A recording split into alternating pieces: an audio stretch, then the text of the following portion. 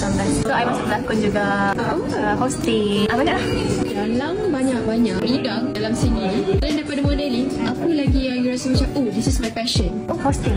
Hosting. It's because I tak tahu, tapi kebanyakan bila I bercakap dengan orang, atau macam intonation I, don't know, you can go to hosting, you can go to radio announcer. I dapat banyak job approach I untuk jadi radio announcer. Dan hosting I pernah buat untuk Mingguan Wanita. Tak ingat sebenarnya nama ni. So radio announcer banyak lah. Gas, Mall FM, Hot FM. Alhamdulillah so far ajak I masuk dalam radio announcer. Tapi kita punya passion more to modeling, more to berlakon. So macam tu lah. Do you ada tak any advice untuk orang yang kalau sangat ceburi bidang ni? My advice untuk adik-adik atau kakak-kakak yang baru nak ceburi dalam bidang modeling, sure you buat semua benda modeling ni dengan penuh passion. You don't have any passion untuk modeling, you tak akan kekal dalam modeling sampai ke lama-lama lah, sampai bila-bila. Be yourself, Tisha.